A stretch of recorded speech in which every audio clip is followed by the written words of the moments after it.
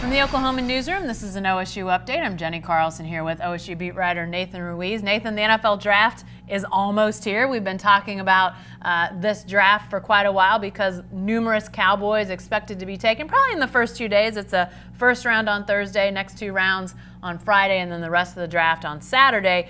But a guy that seems to sort of be inching his way up and maybe a Thursday night guy is Mason Rudolph. What are you hearing? What are you sensing about where Mason could go right now? Well, I think it's more likely he's considered a guy who will be a backup for a couple years behind a veteran quarterback. So I think the big names as far as teams go that we've been hearing, Baltimore Ravens behind Joe Flacco, San Diego Chargers behind Los Angeles Chargers behind Phillip Rivers, and then Pittsburgh Steelers behind Ben Roethlisberger, and Tom Brady's situation a little up in the air right now. So number 31 to the Patriots, that's a possibility as well. So he's a guy who could sneak into the back end of that first round, but more often being heard of as a day 2 guy, someone who could go in the 2nd or 3rd round. But again, there's a possibility there that he's a guy who I think a lot of teams are interested in, a guy who for whatever reason is kind of viewed in that 2nd tier of quarterbacks behind the Baker Mayfields, Josh Rosen, Sam Darnold's, Josh Allen, behind that group. But he's a guy who I think is just in the same tier as those guys as far as ability, but he's just not getting that same kind of conversation. You know, you mentioned the Patriots, and that's been a real popular storyline. Could he be the heir to Tom Brady? You know, they're at 31, as you mentioned.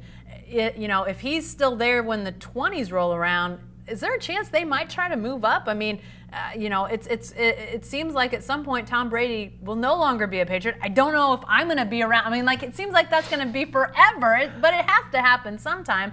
So do they start to think, man, if we really like this guy, we might need to move up? It's so hard to predict what's going to happen on draft night, but I think no matter what, it wouldn't be a surprise to see the Patriots get a quarterback. I think Mason Rudolph fits the mold of what they're trying to do in a lot of ways. Really smart guy, really personable guy. He's someone who I think fits that Patriot culture and would do really well in that system. It's just a matter of, is he there at 31? And if not, if they slip past, I think they have the 11th pick in the 2nd round, so maybe they hold out for that. But he's a guy who I think will definitely go in the first 2 rounds. It would be really surprising, I think, to see him slip further than that, just given the need for quarterbacks in this draft and how many are going to go in those first 10 picks. If once those first few guys slip out of the way and Rudolph's left hanging out, he's going to be one of the top guys on the board for a while. So it'll definitely be a 1st-round pick, 2nd-round pick for Mason Rudolph. Because there's been so much talk about where does Rudolph fit in the draft, we've sort of lost sight of the fact that the Cowboys have 3 former wide receivers that went to the Combine, so that teams are really interested in them. Do you foresee any of those guys going in the 1st round? James Washington, Chris Lacey, Marcell Ateman, all really, great talents, especially Ateman and Washington had huge years this last year for the Cowboys. Are those 1st-round guys, or are we likely to see them day 2? I think it's more likely you see Ateman and Washington day 2. I think Lacey's more of a day 3 guy. Obviously a lot of talent, great downfield blocker, but just the numbers weren't there because he was playing with Washington and Ateman. But just physicality-wise, I think teams really liked him. But Washington's a guy who I think is kind of in the same boat as Rudolph, as someone who's in the middle there between day 1 and day 2. Ateman's probably squarely away as a day 2 guy just because the production wasn't there long term. He really had that big last year, but he has the size. He's that standard NFL receiver. But James Washington, he has the opposite of that. He doesn't have the size, but the ability is there, the speed is there, the personality is there. So I think he's a player that'll fit a lot of different teams. It's just a matter of whether he's going in round 1 or round 2. A guy that we haven't talked much about at all in this draft process, but I think could be really intriguing, is Trey Flowers. He, again, a draft combine guy, and he's got that length, he's got that range that a lot of teams like to see in the backfield.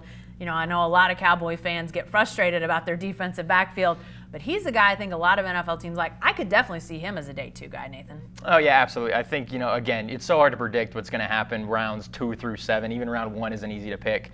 But with him, he's a guy, again, who you mentioned has the great athleticism. He's got that length. I think he's a player that a lot of players like once you put some weight on him. He'll be a great safety, a hard hitter as it is. So I think Trey Flowers is a guy we'll definitely see get drafted.